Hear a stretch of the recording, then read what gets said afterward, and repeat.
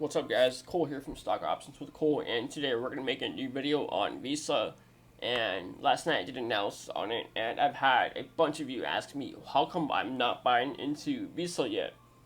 And today's video I'm gonna be explaining that pretty much, and what's been going on with Visa also. So the past few months or so, we've been consolidating between the 189 and 198.97 resistance. So between these two walls, we've been, just up and down, non-stop for the past few months. And you can see right here on the weekly chart, we've been up, down, up, down, up, down, up, down, up, down, up, down, right? So basically no movements. But right here, we do have a long-term box consolidation period right here on Visa. So what this means is that soon we're going to see a big price movement soon right here, because this is just basically low volatility right here. There's no direction really. It's just up and down, waiting for some news or catalyst, anything that can move this up or down, or just a breakout on short squeeze. So if you go over here on the daily chart, we can see we have weeks long of daily candles building inside a short squeeze right here, right? So we have a massive squeeze non-stop for the past few weeks since June 15th. So we have a very, very big squeeze build up right here on Visa. So the reason why I did not buy into this yet is because I only want to buy above 198.97 confirmed, right? Always want to get into a play, a breakout or breakdown confirmed first. So what I mean by that is we have nothing that closed above the candles on a daily except for over here, right? Which is a safe entry right there. If you close above it, we wouldn't have gone up, right? So right here closed above 198.97, went up a little bit, which is basically nothing. It would have been a even price right there. And next day it closed above again, came up all the way to 136. That could have been your profitable play right there. Next day it goes a little bit higher at 2218, sorry. So that would be your next profitable play. And usually you expect for this to be going up, right? Continuation pattern right here on the daily chart, because we closed above 198.97, right? But the next day it dropped like a rock right here, all the way down to 188.75. So all the way down here, we bounced off it very hard, came back up here. Next day, we dropped below the 189, which would have been a huge breakdown, because that's also a major support right there that has to be held. And that same day it came back up, right, back inside the consolidating period. And ever since, it's been going up and down, killing premium pretty much. So the safest way to play this is pretty much you would want a weekly close above this thing, because you can see if there's no candles that basically closed below or above it, right? This closed above it, this closed above support, this closed right on support, this closed inside, closed inside, closed inside, closed inside, closed inside, closed inside, closed inside, closed inside, but right here it closed outside. The next day it dropped. I'm not sure what the news was. It could have been some news right here. But a nice candle that breaks above 198.97 would have been a nice weekly breakout. So you want to make sure the strongest candle closes above your breakout resistance or breakdown support. So it's always important to see which candle is actually going to break out, not your daily, because right here was actually fake out over here. So it was a false breakout. And let's see if the indicators were even good for this.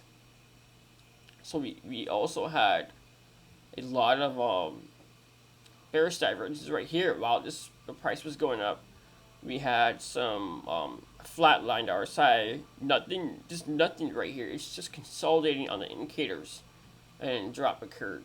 So 198.97 closed above on the weekly, which did not even happen this week. It was pretty much closing inside this week. So right here we have on the weekly chart candles, we have green, red, green, red, green, red, green, red, green, green, but we'll just say it's a doji candle because it's pretty much closed flat. So we'll just say it's a white candle, and then red, green, and next week, what could it be? Red, most likely, because of the pattern right here. It's been nonstop. Green, red, green, red, green, red, green, red, green, doji, red, green. Next week, red, maybe. It could be possible. And also this week, we closed with some momentum lost right here.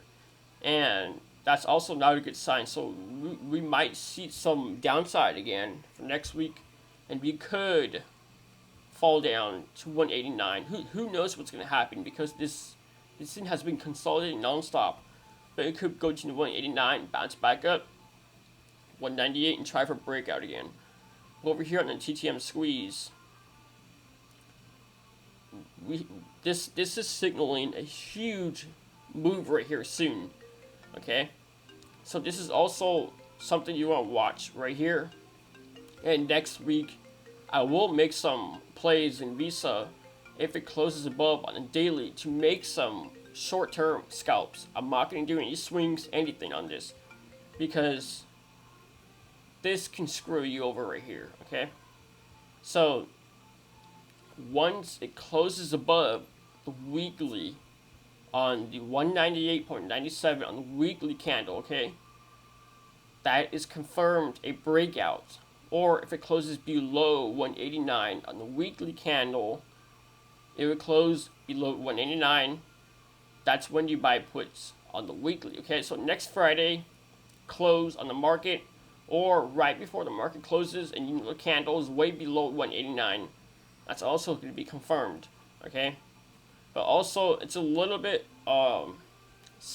risky, because lately the market has been really manipulated and really hard to trade, because most, like literally 95% of the technical analysis and fundamentals have been ignored. Like, it's just straight up manipulation from algos, from random news, federal news, Trump, everything. So right now the safest way to play is pretty much day trading banks.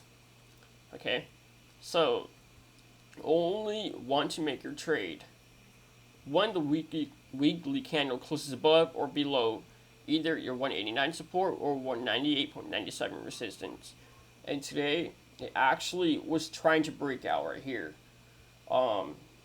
Yesterday, or I would say pre-market. So right here, I'm just gonna move this indicator.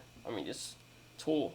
So yesterday, it held a very nice support right here intraday at around this level. Okay, so it hasn't even fell below this on the hourly candle.